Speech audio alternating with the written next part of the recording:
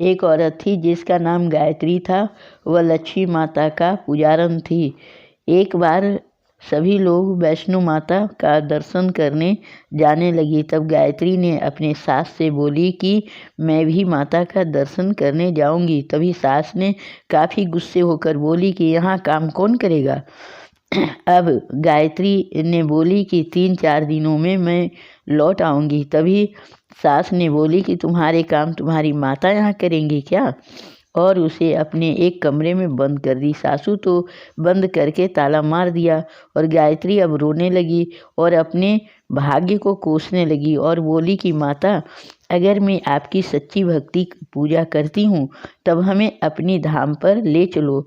और खूब रोती रही, यहाँ तक कि भूख प्यास से बेचैन हो गई, परंतु माता पर भरोसा बनाए रखी कि माता या तो हमें धाम पर ले चलो, नहीं तो अन्न जल नहीं ग्रहण करूँगी, और रोती हुई बेहोश हो गई।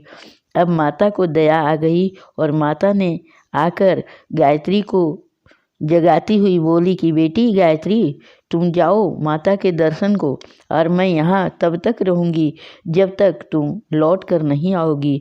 और माता खुद कमरे में उसी रूप में रही। जब सास ने किवाड़ खोली तब वह तो बहू समझ रही थी। अब माता उसी गायत्री के रूप में काम करती रही और कोई नाराजगी नहीं दिखाई।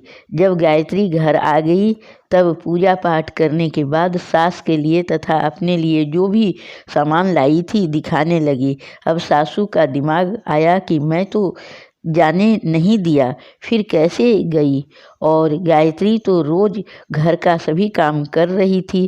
तभी सास ने बहू से पूछा, तब गायत्री ने सच सच सभी बातें बताई। अब वह सास अपने गलती पर शर्मिंदा हुई और माता को हाथ जोड़कर माफ़ी मांगी, और फिर गायत्री को कभी भी धाम पर जाते तथा पूजा पाठ करते हुए परेशान नहीं करती थी। और बहू को सास ने बहुत ही प्यार करती थी तथा गायत्री भी आनंद से रहती थी।